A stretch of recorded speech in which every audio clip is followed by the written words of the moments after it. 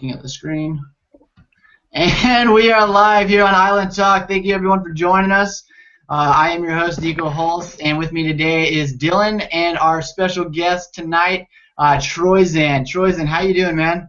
I'm good. I'm actually eating, so I'm trying to chew my food as quick as I can so I can talk. I saw the food was in your mouth, so I was trying to get to you as quickly as possible to put you on the spot. It's okay. It's just like the show. We were caught eating shit and drinking coconut juice and like we're seeing it at our worst. So watching me eat dinner is no big deal. So I'm glad you were able to come on. We tried to get something at the end of last season and schedules just didn't work out. So I'm glad we were able to get you on this season. Anything for my homie, my Spokane homie. I mean, come on, man. I'm my hometown guy. I gotta come on. So yeah, it's a fun fact for everyone out there. Troyzan and I share the same hometown in Spokane. We went to school probably 10 minutes away from each other.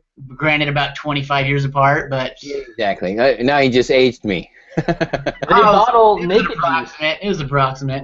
They bottle naked juice in Spokane. That's a fact. They bottle the naked juice in Spokane at the bottling factory. Really? And they do? Naked juice, yes. I think you're making that shit up. I know we bottle No Lie. We bottle Northern Lights beer, but I haven't. Fact checking. I drink naked juice. Yeah, it's bottled. Is there still Olympia beer in Washington State and like Rainier beer and some of these? Like yeah, the Rainier is like right off of I-5 in Seattle. Right. I drive past it every time I go over there for like a Hawks game or a Mariners game. And then I know Olympia is still down there. I've never been. I distributed beers for like 2.5 years. Right. So I know about more beer than I probably should for as little as I drink. But yeah, Olympia Brewery is still, I think, over in Olympia. That's yeah, we still got them all for sure. It's there's a ton of beer over here, especially the microbrews up in Seattle. Right. But all right, let's jump into it. So yeah, like I said, Troy, thanks for coming on, and Dylan, it's always a pleasure. Thank you. And we got no Dan and Ben tonight. Ben is I don't know what he's doing. He's probably not doing anything. He's probably taking selfies.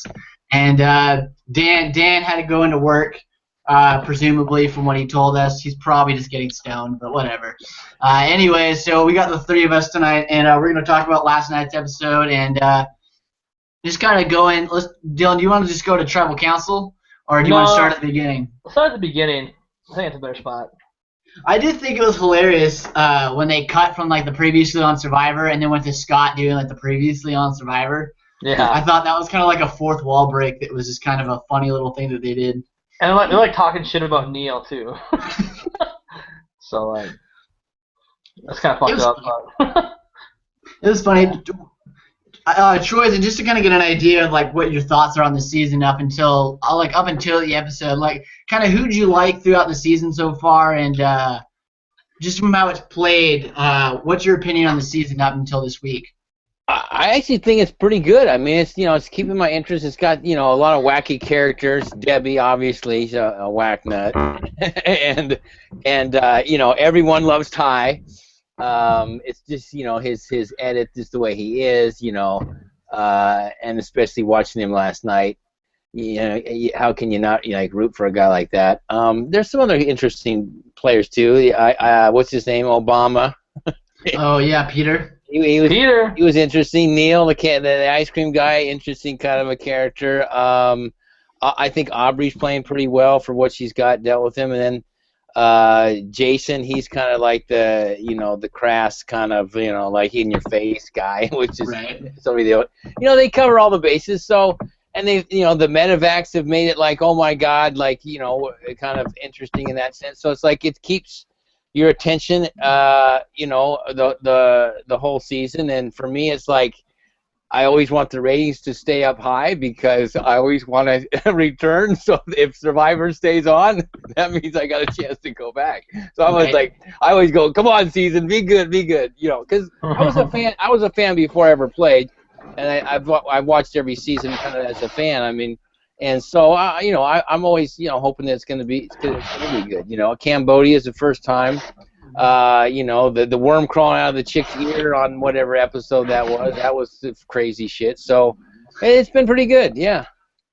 Yeah, and I really liked the season. I thought that I mean, I figured at the beginning of the season when Jeff kind of undersold it that we were going to get a female winner, so naturally I picked a man in opposition just to kind of fight that. Because you always see when Jeff's like pumping up the seasons, every time a man wins, you know, it's like it's the greatest season. And all of a sudden a woman wins, you're like, yeah, it's an okay season, it's all right. So I'm just like assuming like Michelle or Aubrey's going to win at this point, or Julia. Right. Julia, yeah. Well, what happens sometimes is like this season is pretty good from the beginning all the way up till now, but maybe it's, you know, sometimes seasons like kind of end slow, like the last 2 or 3 weeks become kind of like, you know, snooze fest if there's not the right characters in there. Kind of like my season ended up being like the freaking snooze fest for like the last 3 weeks. It's like, who wants to watch this shit? A bunch of girls doing nothing, not strategizing, doing nothing, just watching someone just float to the end. That's boring. People don't want to watch that. So, well, this season I think we were saved from that this season just because 3 tribes I think will allow more strategy and big moves to happen just because there's a lot more dynamics. Yeah, I think so too, and just the fact, I mean, those you know, the fact that everyone's getting torn up like physically is you know, that's a big. It doesn't usually happen. I mean, when we're out there, yeah, we get scrapes and cuts and people get, you know, whatever, but nothing where you see these people, you know, getting infected, you know, knee joints and I mean, even like last night, I think was it Aubrey that still got this giant like, you know, red sore on the inside of her thigh. I'm like, that thing's turned into like a golf ball. So, you know, and the characters on here, if I went through, you know, each person, everyone kind of really had something good to add. They're all, you know, in a way, kind of a interesting character in their own way, all the way, you know, from Peter to Aubrey to Neil to. I don't know about Julia, but yeah. You know, Julia, she's cute. She's the cute little thing. You know, Alicia was kind of a wacky one. You know, obviously Debbie, she's like way out there in left field. So, you know, those kind of people are good. Scott, like I said, Caleb was interesting. Ty is fantastic to watch. So, yeah. Anna, can't forget Anna. Anna's the one with the super boobs. Is that Anna? I remember Anna. Yeah, most guys do. So, although, what's her name? Michelle is really, as far as like look, she's really good looking. I think. Pretty cute. Yeah, I take it. You know, when you see the close up on her face. Yeah, so she keeps the male interest up. Yeah, for sure. I mean, she kept Nick around her finger long enough to completely blindside him. Well, was he actually around her finger, or was she just like? I mean, she wasn't like manipulating him. She just didn't like the dude. Yeah, she didn't like the dude, but he totally thought that they were together. Like he even said in his exit interview today that he thought that he and Michelle were good, and Michelle told him that they weren't going for him, and then or she said that they were, but they weren't going to do it, and then didn't realize it and just totally got blindsided. Like she flat out told she flat out told him that the plan shifted and Braun was going to vote for him, and then he went and talked to Kyle and Scott, and they're like, oh no, we're not voting for you, but that's because Sydney was the one that flipped. And she totally just played him off and threw his defenses back down. That's good. A little gameplay from Michelle didn't show it, but you know, good on her. Yeah. I had something about the beginning of the episode I was going to mention. I can't remember what it was now. Oh, well, I guess not really the beginning of the episode, but I guess it kind of transitions into Sydney's little. This is Sydney's episode, I think. This is her time to shine, I think, on the show with her little. I mean, whether you agree with her strategy or not, of freaking out in middle of camp, but it's kind of fun to watch. She's just bitching at them, and they're just like, "What do we do? What do we do?" You know, that's kind of good in a sense. If you feel somewhat safe, it's good to call people out, because a lot of times what happens is, you know, people let stuff go, and if you don't call somebody out right away, it's like you regret it later. So it's like you kind of, you know, it's just like that episode that Joe came up to what's his face?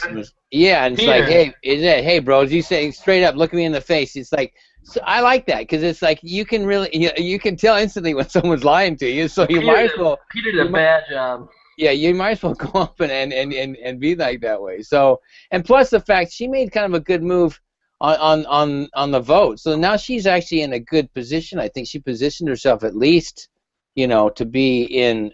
It looks like a majority with women. So. No. And she can always flip back to the bronze side too. Yeah, I mean, she kind of takes out Nick as the option because Nick was kind of starting to work with the guys, and now, what are the bronze guys going to do? Like the only option they really have is to work with her because they've already alienated the entire Brain tribe, and she's gotten the entire bronze or beauty tribe to flip on the Braun guys. So the Braun guys are kind of screwed, so they kind of have to hope that Sydney comes back. Yeah, they're kind of at the mercy now. They just it's always typical. Like when anybody gets overconfident and they're like, yeah, we got this in the bag and we got the numbers to go to, just like Scott and Jason. It's like, okay, just relax, guys, because you guys are getting way too overconfident, and people see that. They see it no matter what, and so like now they're kind of screwed. They just kind of you can't just bombard your way and think that you got everything in the bag. I mean, that's when you get blindsided, and who knows what's going to happen with these guys. I think this is actually a really bad move for Sydney to make at this point. Maybe we can talk about it later, but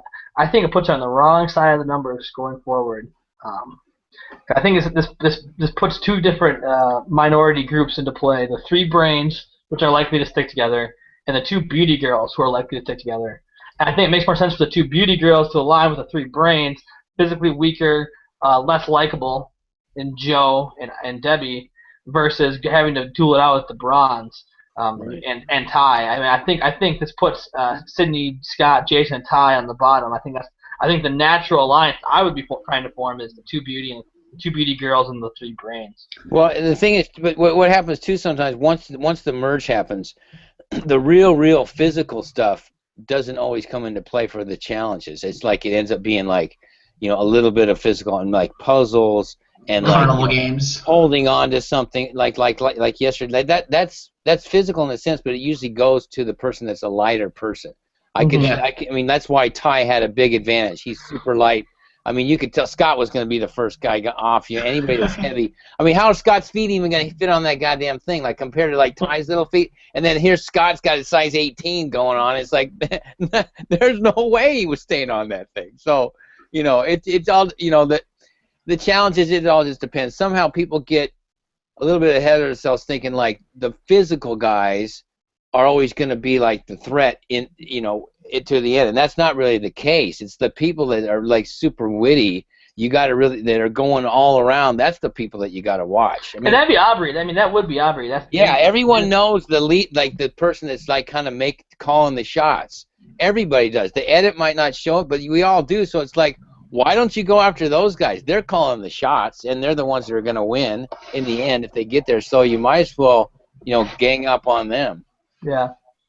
And I did hear when I was listening to that exit interview with Nick that he actually wanted to give kudos to Sydney because he said that after that vote, if Debbie would have went home or Aubrey would have went home, whichever way that would have played out, because they didn't know if the idol was still in play. So assuming one of those brains went home, and he was hoping that Debbie was going to go home because he wanted to swing Aubrey, he wanted to flip on the Braun tribe and vote out Sydney and catch the Braun by surprise. So he said he wanted to give kudos to Sydney because while he didn't really telegraph it because it wasn't something that him and the Beauty had really talked about much, because he said him and Michelle were the only 2 that talked about it as a plan. The fact that they kind of struck first, and he said he's kind of upset that he didn't strike earlier. But there's no. I mean, there's only so much you can do. You can't predict everything. Yeah. He got too comfortable. Oh, he totally did. I was cracking up at his confessionals where he's even saying he's like, I shouldn't be this cocky and arrogant, but I am. I usually know. It's like when Jeff says like stuff, and you can get little hints of like what's going to happen. Jeff, like at the challenge was like, is someone going to make $1 million mistake? Oh yeah. and then the camera goes right to Nick. So I'm like, I think Nick is like, he got himself a serious problem now. Well, he also seemed like a total douche when he stepped off the platform. He's like, all right, yeah, Sydney, you got this. There you go. I'm done. And like, you can just tell Sydney's like so pissed. Like, God damn it. Yeah, I mean, guys like that, you can just tell. Like, you cannot get overconfident. I mean, I mean, in a sense, to the tribe or to the whole group. I mean, when you start showing overconfidence, that's the worst thing you can do. Be confident on your own, by yourself somewhere, but not in front of anyone or to somebody else, because that screws you. You can go from season to season. For the people that get like overconfident, it's like, boom. Yeah, I mean it always happens. I mean it happens because everyone that you see do that. I mean it's not like more times than not they're not doing it just to the camera. They're going to be acting brash and obnoxious around camp, and it's very rare that they're able to actually hide it to just the cameras. It's very rare. I mean, you see someone like Boston Rob in his 4th attempt where he's doing it to the camera and doing it to the camera only, because it took him that long to learn that you can't be an ass at camp. Just do it behind the camera and leave it there. Yeah, you got to do stuff in your confessional, exactly. Unless your back is completely up against the wall. Right. And it's like, and you're claiming islands and everything like that. Well, yeah, if it's Troyzan versus everyone, you got nothing to lose. You might as well just start screaming and try to intimidate people and make them nervous and paranoid and look for fake idols. So what the hell? You got to, if you're in that situation, you just got to go for it and think, okay, I'll try to do a Mike Holloway to the end. Yeah, and I mean, and it sucks that sometimes people don't, because I mean. And as much, I mean, part of it for me, I mean, is a little bit of bias because I was a fan on yours on your season. I was pulling for you then, but it kind of sucks watching your season because like you said, it does get kind of boring after you go because it's you, and then it's Tarzan, and then it's the women, and so Tarzan just does it. Tarzan does it, just sits there and does nothing. Well, he didn't want he see the thing with a lot of our cast, Tarzan wasn't playing to win. He promised the girls, listen, I only want to see my wife, and whatever, and that's coming up soon. So I will do whatever you want. I will vote however you want, just so I see my wife. So that's like, for me to come up and try to convince him doing something different, he goes, I'm not going to listen to you because I want to see my wife. I don't want to screw it up. Same with Kat. Same with like Alicia. I mean, it goes on and on. I mean, I tried to call out like I don't know how many times, like, listen, you guys are at the bottom. And you're even told you're at the bottom. Why don't you just do something like right now? But I just think a lot of times people on these shows, they don't really want to win. It's like they're just happy to kind of be there, and they're like, well, I'll just get to the end, and so it ends up being like, oh, you got to get people that really want to win. Those are the people that will actually try to make a move, even if they're at the bottom. They'll lie to somebody, or make up a story, or do something, everything in their power to stay on. Like Jeff was saying last night, I think he said something like, I don't know, was it last night? Maybe it was another episode I was watching of another season, but he's like, you got to do everything in your power to stay on because you never know what's going to change in the next 3 days. If you can just stay on, stuff changes all the time. Right. I mean, it changes hourly. Yeah, I think that was last night. I know I'm having trouble too because my wife and I are doing a rewatch because she never seen the seasons before she met me. And so we're watching Guatemala right now. So I'm watching Guatemala, and I just finished Palau. Spoilers. That's funny, Guatemala. And I'm watching the current, because we're watching them all in order. Right. And so we're slowly working through it. And I had to kind of push her through to get her through Vanuatu and Palau. Oh, those are great seasons. Oh, she likes them. It just took her a while because I think she got burnt out because we burnt through the first 8 so quickly. And they get pretty. I actually was a finalist for Guatemala. I almost made it on that season. And I actually love Guatemala. That's probably one of my favorite early seasons. I really like the cast. Like I feel like it's a bummer that they haven't brought some of the players from that season back, especially Judd. I love Judd. Well, if you like Guatemala, you'll love the next season. That's one of the better seasons to me. Panama, Exile Island. Panama's good.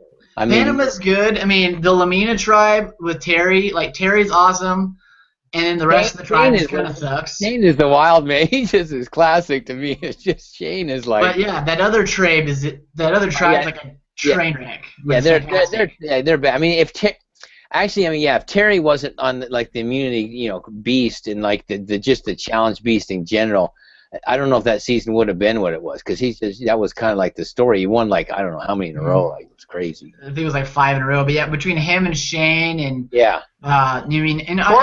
Aris is all right. And Courtney's a nut job. And like, that tribe was like one of the most dominant tribes, but also the most dysfunctional tribes. Yeah, exactly. And you got the first appearance of Suri, and Suri was great, and you got Double D and so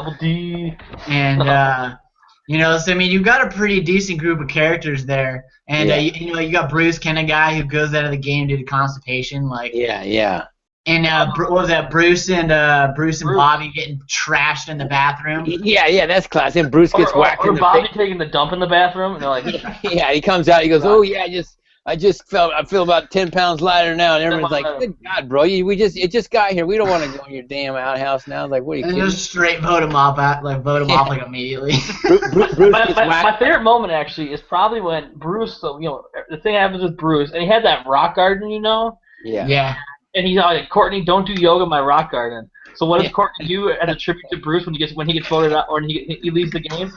She goes and fucks up his rock garden and it says, "I love you, Bruce." And does the yoga right in the front. She's like, "There's the whole goddamn beach. It's like fucking 8 miles of beach, and he's gonna do your yoga like right here in my rock garden." Like, what the He's so pissed.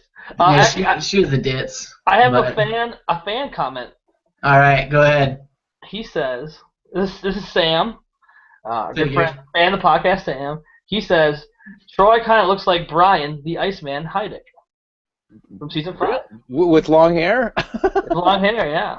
Really? His friend Sam's only seen like you guys are in Vanuatu, right? We're in Vanuatu, so no spoilers for Sam. But that's okay. We already spoiled Vanuatu last week, so we just worked on spoiling Panama, so we're getting good with it. I know. We spoiled a lot. That's the first time I've actually heard that one. So, okay.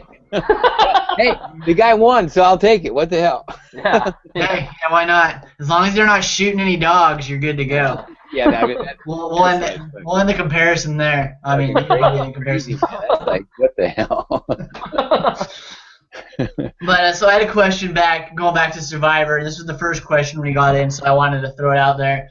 This is from Gregory McBean at Animorph3. He said, as someone who played on a male-female season, what does Troy think of the man versus women dynamic in this game right now?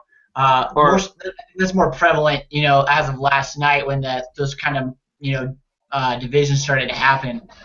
So, I mean, do you think there really is kind of a man-woman divide right now, or do you think it was kind of like a one-vote thing? No, I think it might be. And the thing is, what happens, and you'll see this not on every season, but a lot of seasons, the women start to glum together. Because I think women feel safer in that way. They feel in a sense like, it's always like, I mean, I've watched season after season where it's like there's always kind of a women's alliance. It might not be shown, but the women stick together really well. And there's always like, with men, it might just be 2 guys, but it's never like a 4 or 5 guy alliance.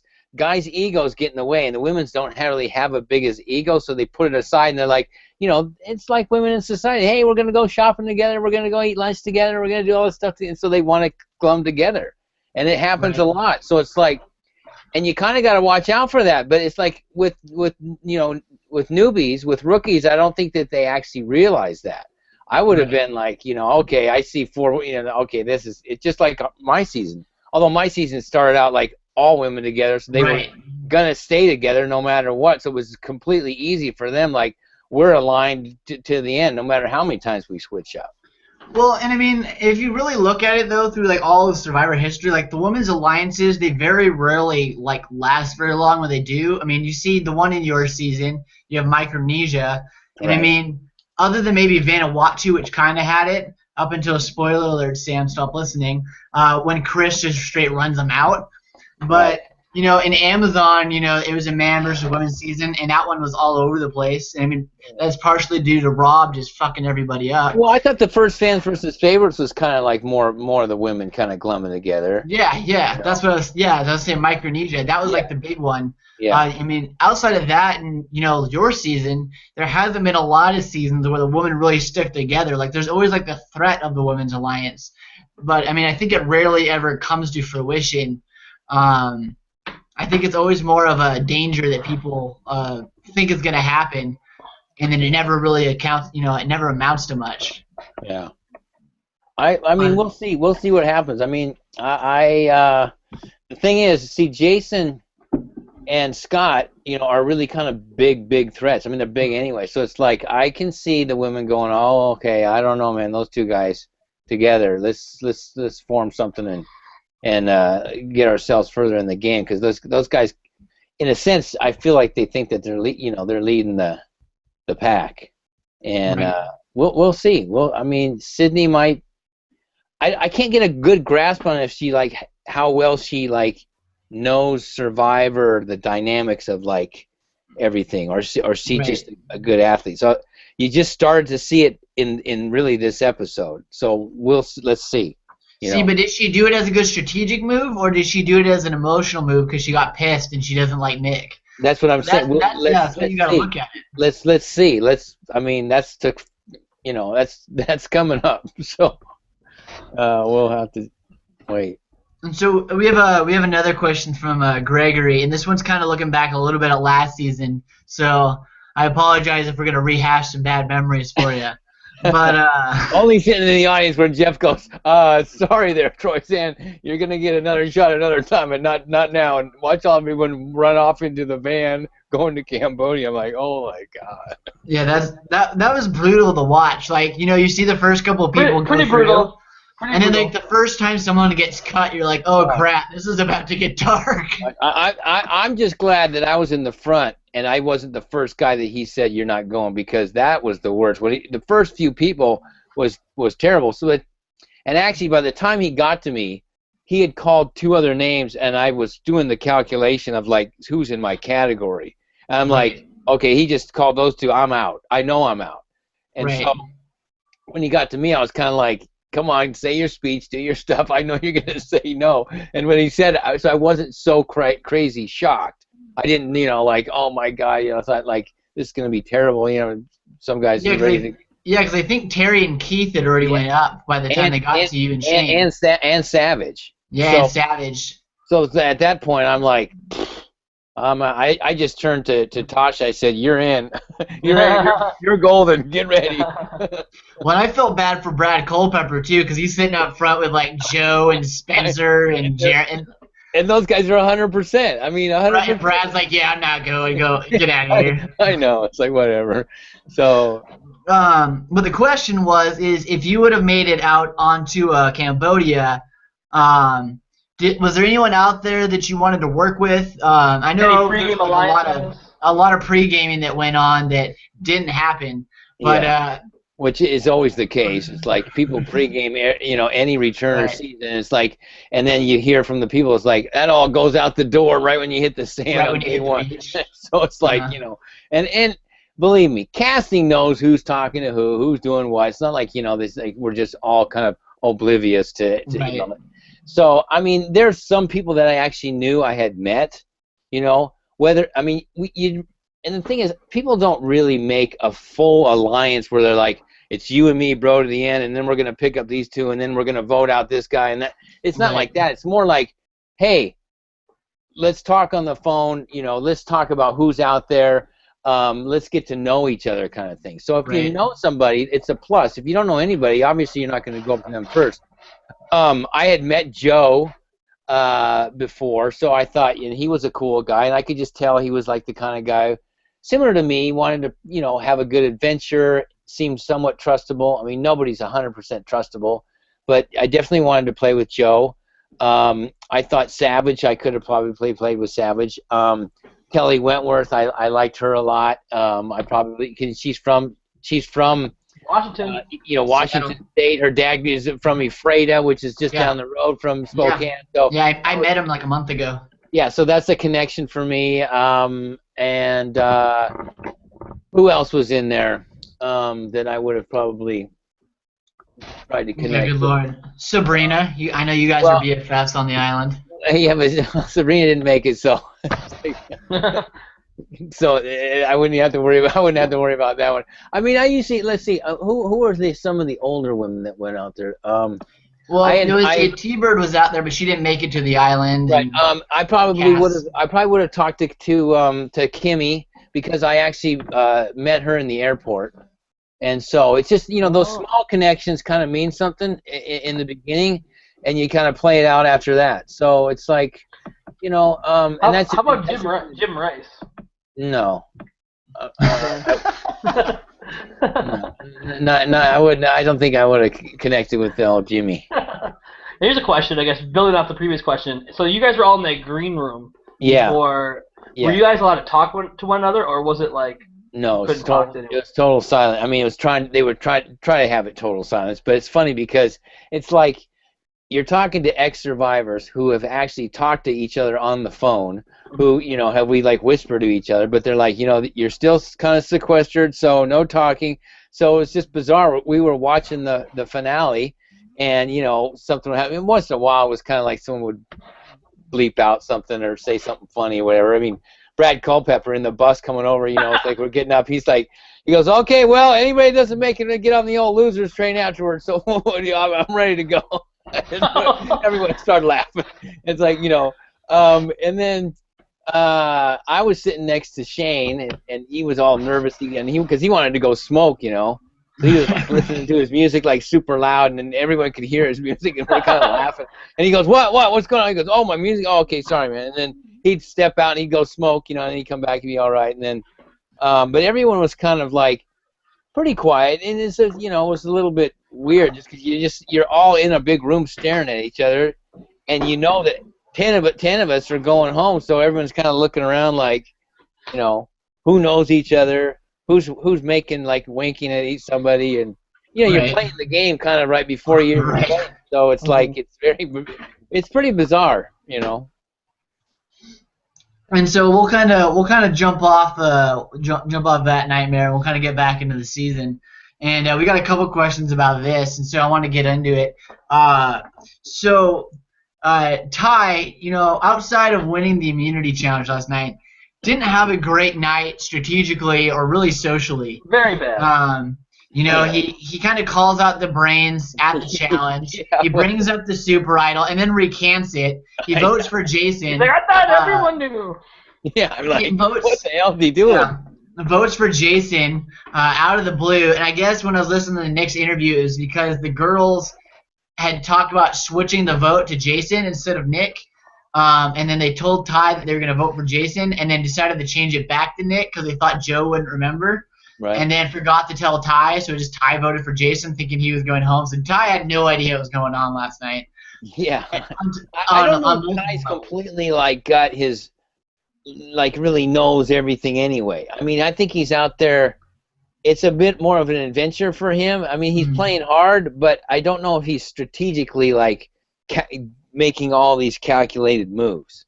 You know what I mean? I mean, talking about the super rider, out of the blue, how can you forget? How either know or you don't. It's not. You're not.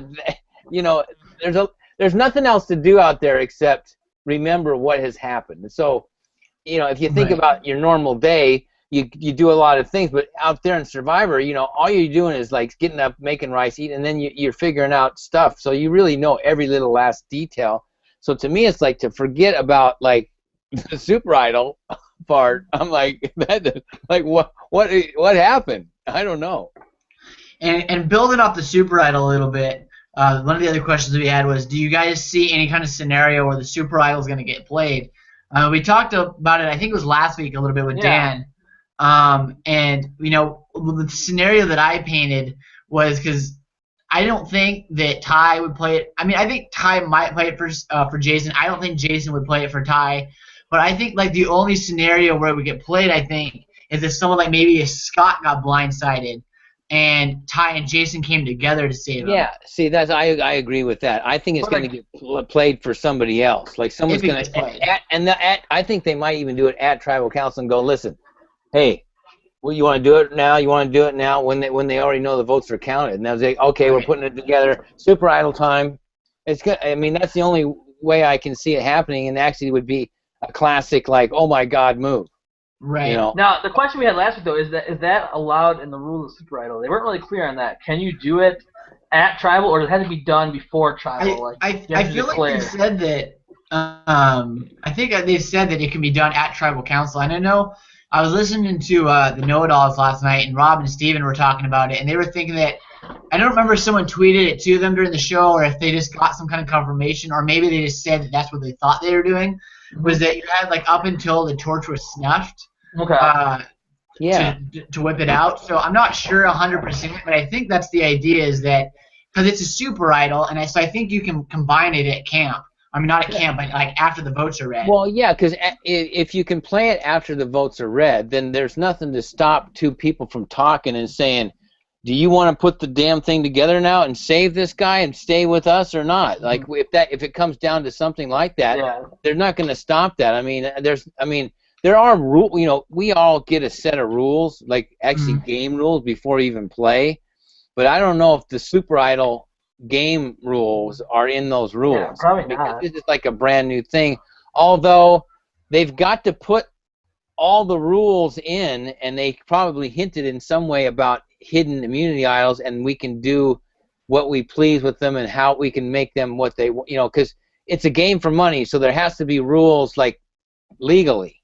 Right. So they go through, like, you know, this many people are playing, and then they try every so many days tribal council happens, and you have to participate. And if you don't participate, then you're going to forfeit, you know, any money, or you have a chance to get kicked off the show. And if you don't vote, if you don't write it down a certain way, like that, there's everything that we do is in a rule book. It's not like it just randomly, like, and we all kind of know it, but there's a rule book that we actually sign. Right. You know, so that I would imagine that Super Idol is like, since you can bring it out after the vote, then why couldn't you say we're doing it right now and we're giving it away? I mean, you can give an idol away. You can actually still give the idol that you win away. They don't do it anymore because no one ever gives it away. So you still have the opportunity to do it. You notice Jeff doesn't even say it anymore. He goes, you know, hey, you're wearing the immunity necklace. You want to give it away? You want to give it away? And everyone in the past, like, 20 seasons has said, no, I'm going to keep it for myself. So now pretty much everyone says. Has anyone given it up since Eric? Like, Brandon Hansted. I guess Brandon Hansted. I forgot. He gave it to Albert, and then they immediately turn around and blindsided him. I don't know. It's never worked. It never. So I don't really spend his life into a downward spiral. You know what though? Yeah, that's not good. I would only give the necklace away if I had a hidden immunity idol play like at Final Five. I would give the necklace away to someone, and then just like boom, idol. Like, be a badass. Like, if nobody knew, just to be a total asshole. Like, you know they're going to vote for you, so you give the idol to someone, or you give the necklace, and then just whip the idol out. That's kind of a cool jerky move, but you know, what the hell, for TV, that'd be all right. I'd watch that. Oh, yeah. It's like, you know, he's kind of like, bro, all you need to do is hand him the immunity idol, the hidden one. You don't have to upstage and like, no, wait a minute, I'm going to fucking show you guys. Yeah, that's what I would do. It'd be better if you had two hidden, like, you know, power. Right. Then that'd be golden. If you got three, you just start passing shit out. There you go. All right, only one person's not immune. All right, there you go. They're gone. Well, yeah, kind of like that tribal council at the end of last season, where like everyone's immune, but like Keith. Yeah, it's like, what the hell?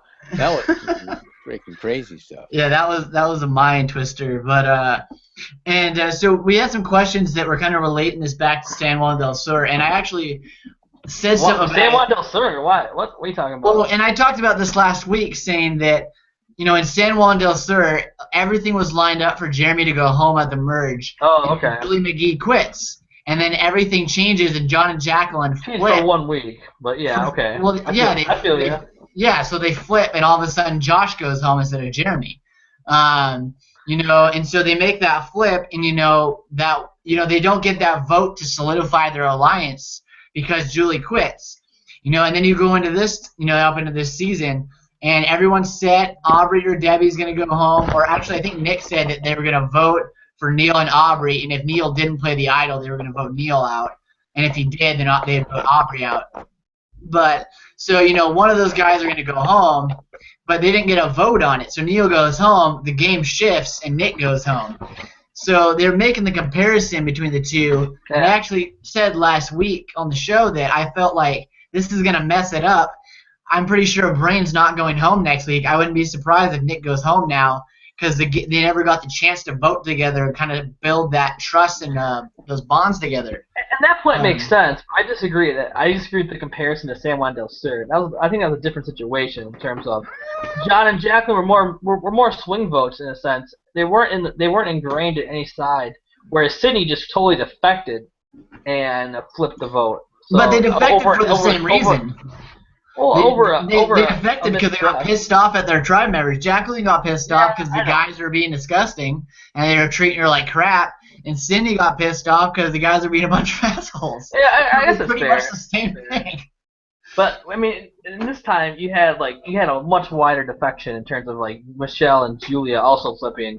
You know, it was like a whole alliance crumble rather than just a flip of a middle person. So I think that's the line I draw there. I didn't think Nick was in that great of a spot last week, anyways. I think he was. I mean, I think he'd still be a target just because he wouldn't have gotten voted off last week. I mean, obviously he had immunity, so it didn't matter. But what a bittersweet moment. Getting immunity, don't go to tribal, and then you get voted out the next week. Your first tribal council. Yeah, 1 for 1. Yeah. Yeah. So we had another question for you, and this one was kind of just a specific question. Saying, Troy, do you think that Scott's got a chance to win the game even though he's already made a lot of money? I mean, he wasn't that great of an NBA player, so I don't know if he made that much money, but yeah, I agree. He doesn't have like serious cash rolling out. I mean,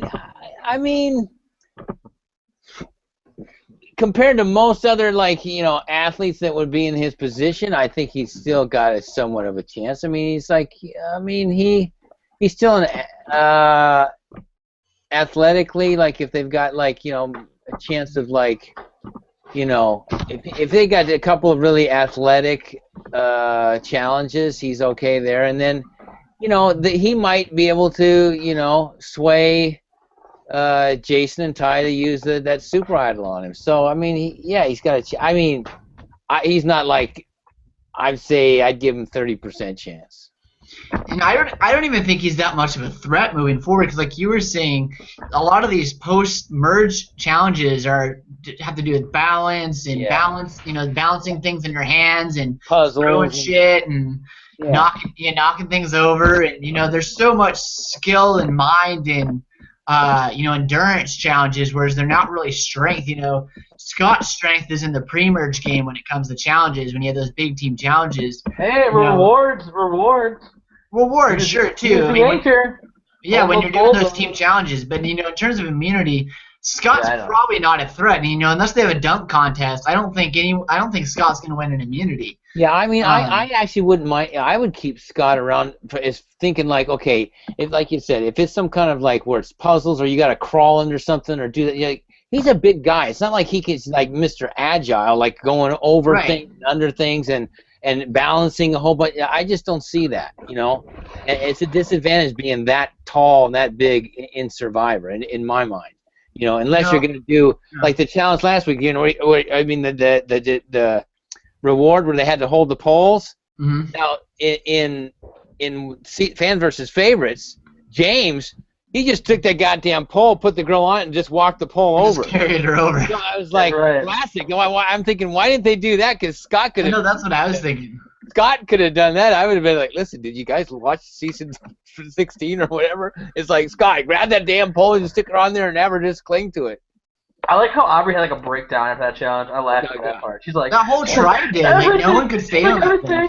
Everything I did was wrong. I know. I laughed. It's like I don't know, man. It's like what are you supposed to do? I don't think anyone actually cared about her. I almost feel like that's a sign. I don't know if that's a winner's edit deal. Everything I do is terrible. It's okay, well, you're gonna go home in the next couple weeks anyway, so you might as well keep with the crying. They were really bad at that. The other funny observation I had from the episode, I thought was hilarious, was when it's Ty versus Sydney.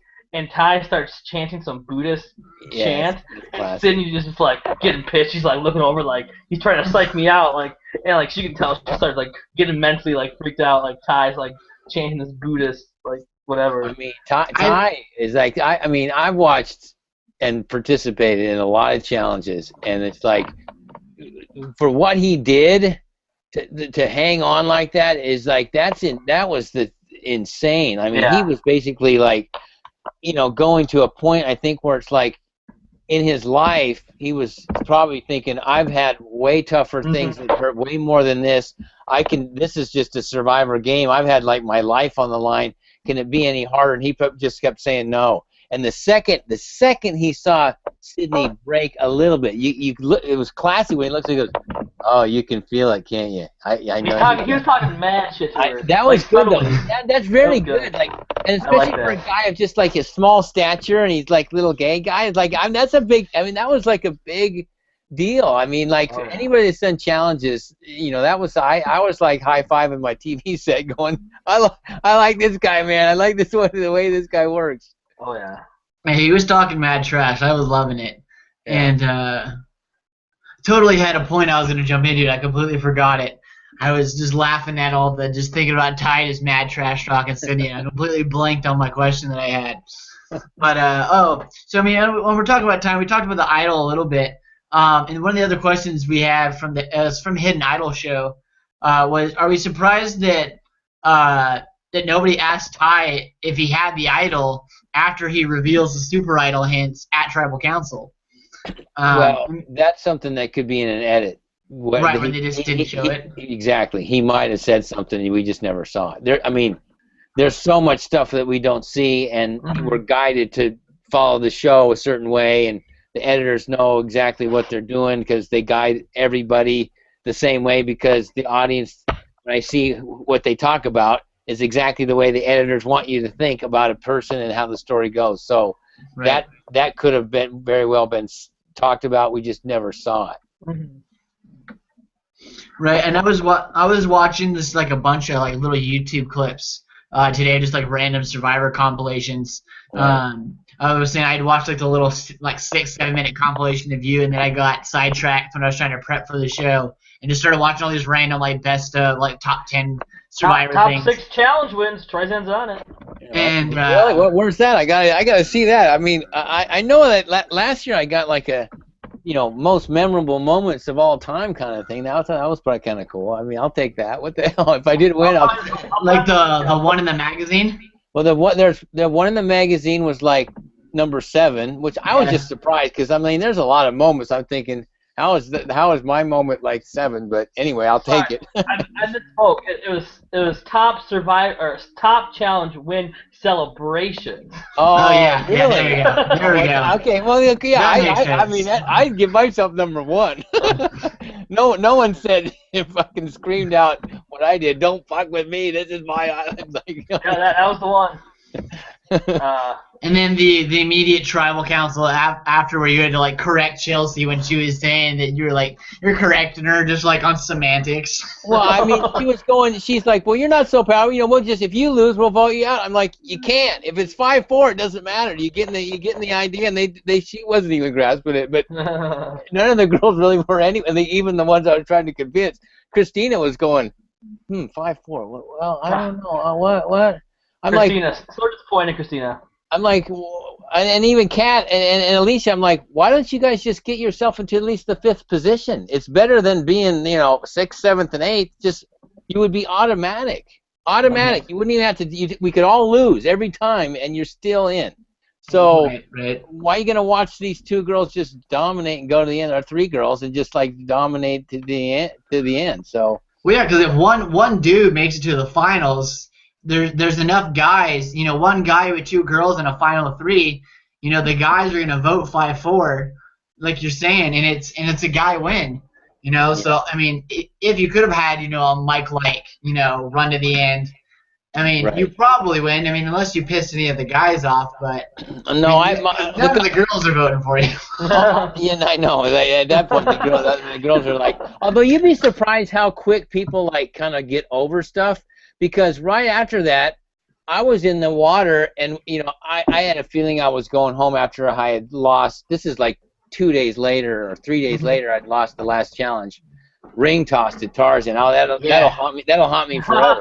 Oh my God! With the belly slide and How can I lose that? Because the next challenges I watch, I'm like, oh my God, that's my kind of challenge. I mean, I can hang on. I practiced that kind of stuff, like hanging on to a bar for. I mean, shit, I could have done that forever. Anyway, but so it's like, what was I talking about before I lost? You were in the water. And oh yeah, I was in the water, and and we were all hanging out. I mean, I was like, I took off my clothes. I was like, hey, everyone, get naked. You know, they're gonna just. And I was trying to convince Christina, like, take your top off, no big deal. They're just gonna fuzz it out anyway, you know. So it's like, and I was telling Chelsea and Alicia and me and Troyzan were jumping. There's like it's actually on YouTube. It's like a secret scene where I just am kind of telling everybody like how stupid and crazy my tribe is, and we're all basically taking our clothes off. And so I'm thinking like everyone's being friendly with me now. It's like what, you know. So like if 2 or 3 more days would have gone by, they would have been, oh well, you know, he had a big old rant on 2-3 days ago, but no, we're friends now. So it was one of those things where I think the audience thinks like, oh, they hated my guts forever. It's like, not really. It's like stuff kind of gets like, you know, passed over after so many days. Well, that's what I was gonna talk about, and you know, kind of some of like the secret scenes that they don't show that I always really like. Like I was watching those clips, and there was one of them that was like, I think it was like the top 10 Survivor impressions, and like 3 of them were ones that were never on the show. Like there was one that was from Survivor China, and it was this little montage of Todd and Courtney like doing all these imitations of the rest of the contestants. Yeah.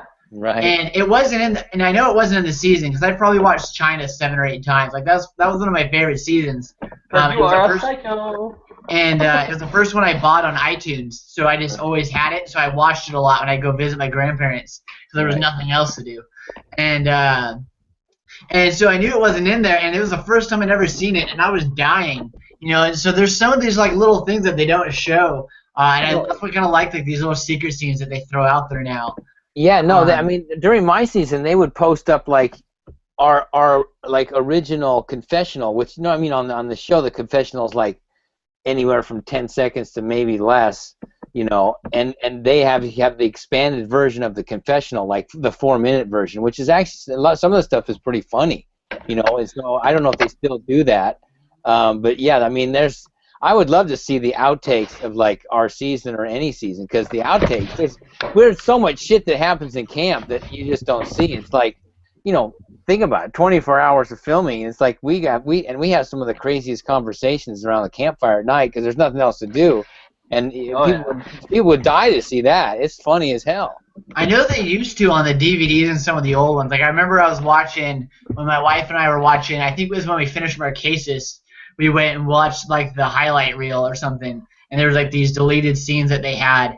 And it was showing like the Mararamu Beach with like Rob and oh good lord, who else was on that tribe? When Hunter was still there and Sean, Resepia, yeah, and all those guys just being complete just idiots and stuff. And you know, there's some really funny stuff that they don't put in the show. I mean, because it's really not story or game prevalent. Right. And I completely forgot when they showed the one in All Stars when the Shapira tribe like mocks the Saboga First Tribal Council, and they're all being like contestants, and Rob's C's being probes, and Rob Mariano's being Ethan, and he's just totally just trashing Ethan and stuff. And I mean, it's freaking hilarious. But you know, you wish that they kind of show some of that stuff sometimes. But I mean, you also understand, you know, that they got to show the game, and they got to show what's prevalent to this, you know, the story. Right. But I'm glad they put some of that stuff out for us, because there's some great content that they put out there with the extra stuff. And I don't really have a lot of other questions. I'm kind of scanning through here real quick. I think the last question that I had was just who would you like to see win this season and why? To win the whole thing? Yeah. I mean, I gotta go with.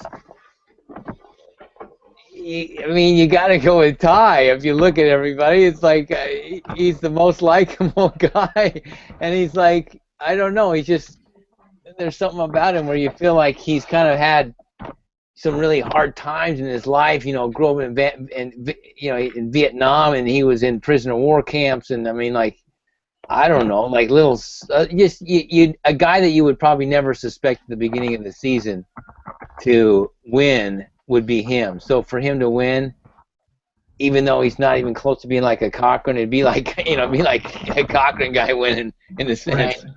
You know. I wouldn't mind seeing Ty win. I think Ty, Yeah, I'm rooting for Ty. Ty and like Scott, I think. I'm rooting for Ty and Scott. Yeah, and I like Scott. I think Scott for an athlete, And I Jason. think. Yeah, and Jason. I think for an athlete, I think outside of maybe because Jeff Kent was probably the athlete who played the best game. Yeah. I mean, Gary Hogaboom did pretty decent back in Guatemala. Stole my spot. I know he was my wife's favorite when we were watching Guatemala. I think the last episode we watched was him getting booted. That's probably why we haven't watched it the last few days because I think she was pissed. Right. And so I think we got like the last disc left. But I mean, he's been playing a pretty good game. He hasn't really had the target on his back that much. And I think he kind of got lucky. So I think he was kind of being looked at as the glue to that whole kind of Ty and Nick and Jason alliance and Julia. But with Nick going, it kind of just blew everything up. And that could have been Scott that got voted out and blown everything up. So I think he dodged a little bit of a bullet as being one of the glue pieces, and I think he might be able to stick around for a couple of weeks unless the girls, like you're saying, stick together and just pick the guys off, Kyle and Jason off back to back. Yeah, it's always hard for me to figure out and like to try to pick a winner. I know like I do, I've done other podcasts and things throughout the years since I've played, and it's like. It's in some ways it's always tough for me to go, who do I like as a favorite? Because I always think like, am I ever going to play against those people? Okay, well I don't like them at all. Right. I mean, I do like them, but it's like in my mind I have to like not like them. Like you're a boxer going in to like fight somebody. So it's like, okay, I don't want to pick anybody. I had Liz. That worked out real well for me. Yeah. Well. Yeah, I think from our show the only people that have, I think Ben had Julia and I had Jason. And those are the only two people that have winner picks left. So it's at this point we got either Jason or Julia. And at the moment, I'm liking Julia's chances better. So I probably in the beginning I might have picked Peter. Of not know like from the very beginning if I never saw anything about like any video on him. I may have. If you hadn't heard him speak. Yeah, well, yeah. I mean, or see him play. I mean, by his profile and whatever, I might have picked him. Joe's kind of laying low. I mean, I don't think he has what it takes, but he's not really a threat in a sense. But he's kind of like, who knows? He's a smart guy. He's pretty athletic. I think his biggest issue was his ego. And that got in his way. Like even after he got burned, when Liz got voted off, the next tribal council, he finds himself in the graces for like a second, and he's all of a sudden just gloating and rubbing it in faces again.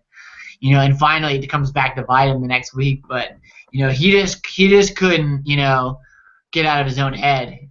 He was his biggest fan, and it killed him. Yeah.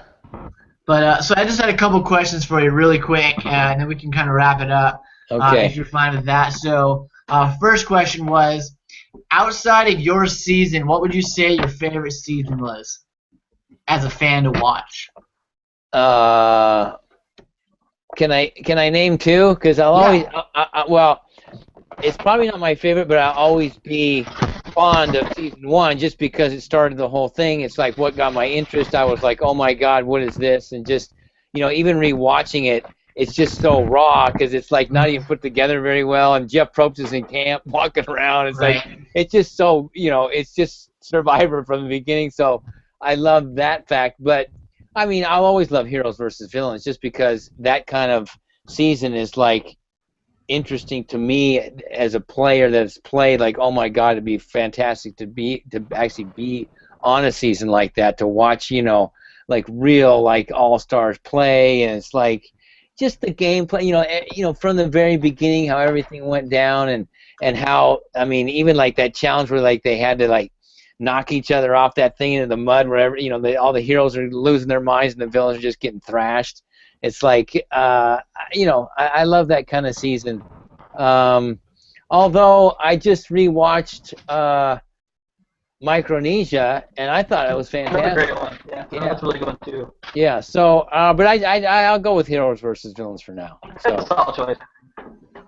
Yeah, that's a great season. I still think, for me.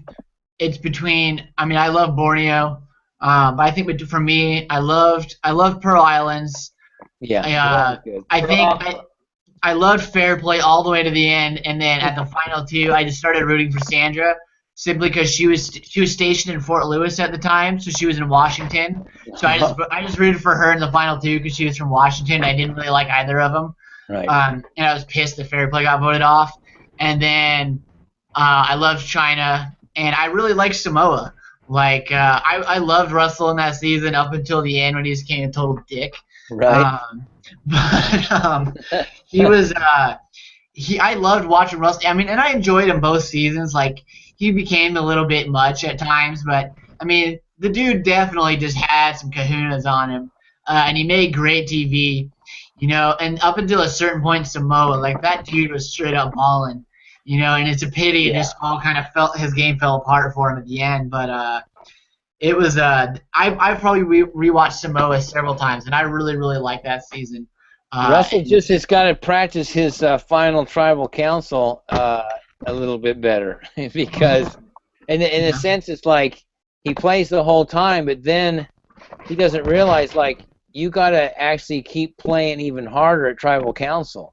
So, and when he kind of got like pissy, I'm like, oh, you're gonna blow it, man. They're gonna, if they're pissed off, you gotta like kiss people's ass right now. I mean, as much as it's gonna hurt you to do it, if you do it, you might win the money, but you got to be a little bit nice to people too when you're on the island. You can't be out there burning everybody's socks. Well, the thing is, you can be mean up to and then tribal council, you can explain it all away. If you're gonna lie and cheat all the way up to tribal council, you might as well continue to do it. Why stop at tribal council? Like so, I mean, the final tribal council. That you can't make that mistake. All right, and then the last question, I feel like it's a silly question because I think we all know that if you have the chance to play again, you'd be out there in a second. In a millisecond, man. It's like I'll leave tomorrow if I could. Do you see a chance coming up where you think you're gonna have a shot to get back out there soon? Well, there's always a chance. I mean, I've been called, almost every year since, I played. I almost played. I got called for Fans versus Favorites to play with Cochran, and maybe about 3 weeks out, they called and said, no, we changed our plans, blah blah blah. I got called for Blood versus Water with my brother. I was a week away from playing. We had our clothes sent. We had our shots. I'm ready to go, and then they picked Cat at the last minute, and because they picked Cat, that was going to be 4 people from my season, and they said we can't do that, but don't worry. We're going to call you, and then they called me last year. So I'm like, I always Zuckerberg you. They Zuckerberg you. I mean, so it's like I just think it just has to be at the right place at the right time. I know I'm on their radar, so I am ready to play whenever, returners are going to gather together and play. I got no problem. I'll play with returners. I'll play with newbies. I just want to get back out there. I feel like, I've been so close, and I just didn't really feel like I had a chance to really show the audience like my whole complete game. I think it got cut short, and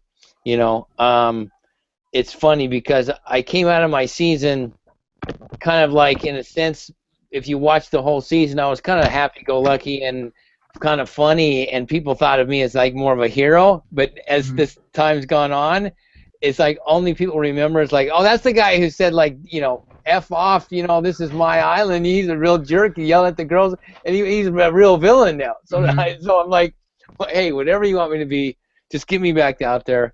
I'm a huge fan of the show, and I think I just have a lot to offer. I think people would like to see, what I would be like the second time around. So, yeah. Yeah, and I mean, I know I'd want to see you back out. I know I voted for you like every chance I got to last season. I got to represent the hometown guy, and I know I'd personally like to see you out there, and I think they'll give you a shot. Here's hoping sooner rather than later. And last question. Maybe we'll be on the same season. Maybe we'll get cast at the same time. Who knows? Hey, you got to be. Shh, you don't want to say that. Yeah, no one watches the show anyways. Yeah, that's true. Dylan, your audio's cutting out like crap. The last question, really quick. Troyzan, if you had any advice to give to someone who's going to apply for the show, what would be your number one tip for anyone who's applying to the show? Make sure that your energy is jacked up really high. Don't do anything where you put together your video where low energy or you're just talking. people think that the casting chooses people because of their athletic ability and their no. You have to be a good storyteller. Look right into the camera. Tell a story. It doesn't even have to be about Survivor. It can be something completely different. Tell your story to the camera, because if you watch Survivor, the majority of the show is us telling the story, the confessionals.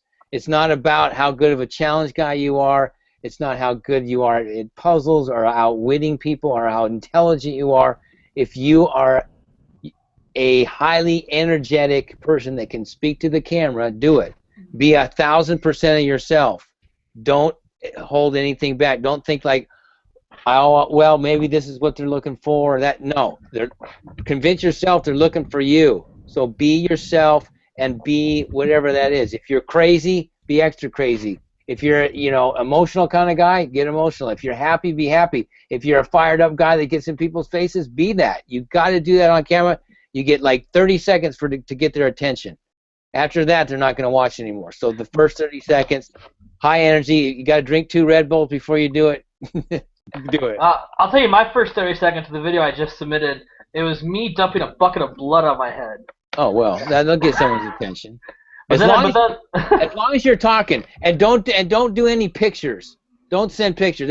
Pictures don't say anything. It's you. It's a video. I will say that a lot of people like to add pictures of them water skiing or snow skiing and picture. That's fine if you talk over the pictures. Don't just have blank space.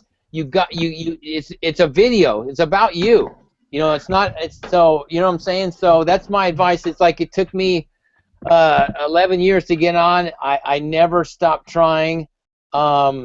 I finally put together a video that actually CBS uses now, like to actually for them to be like, hey, go look at this video. I mean, I know you can't create a video like that because that was like done professionally while I was on a Sports Illustrated shoot. So it doesn't have to be like that, but you can tell that I'm energetic in the video, and that's kind of what people saw, that there was going on. And if you watched me doing something, I was always talking over it. So I mean, that's something that you might have to do in some kind of editing program. But make sure that if you're gonna show scenes, that you're still talking. Yeah. I was cracking up when you said the no pictures thing, because I think it was yesterday or today I watched Anna's video, and I just remember half the video is just pictures of her doing like this. Well, okay, that's different. That's an advantage. If it's a girl, they can get away with that stuff. So her video is half pictures. Yeah. I put screenshots of people's text to me in it, of them just bitching at me for doing stupid shit. So I thought that would fit in. I was also half drunk when I filmed my video, so that probably didn't help. But I thought it added a little flair to it. Hey, they're always looking for somebody that's just. Think about the amount of people that they've seen. Oh yeah. I mean, Lynn Spillman, the casting director, has seen hundreds and thousands of videos.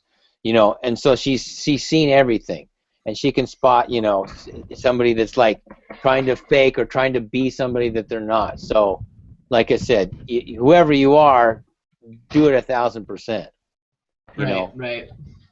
And I mean, I feel like we've gotten kind of that sense and tone from everyone that we've talked to that's got on. They say tell a story, be a good storyteller. Have the energy. So, no, I think that's good. I'm personally prepping for my next go around for auditions. So I like to get all the advice I can get. So send me your video before you send it out. I'll critique it. I'll say, keep this in, take that out. This is fantastic. You got to get rid of that, and then you'll put together a 3-minute I will hold you to that. I said off air with Dan last week for a half hour, just telling him all these random stories, and he was crying when we were done. He's like, just do any of them. I don't care. Yeah. And so I just gotta find a way to turn them into 3-minute videos, though, because I tell stories, but they're a little bit long-winded at times. So I mean, I can tell them well. I just need to condense them a bit. That's okay. You're a good storyteller. That's an advantage. That's a plus. I got some fucked up stories coming up. I'm a salesman for a living, so my job is talking. So okay. I gotta be able to talk and talk smoothly. Otherwise, I'm not gonna make any money. So. Right. But hey, that's half a Survivor right there. So. Exactly.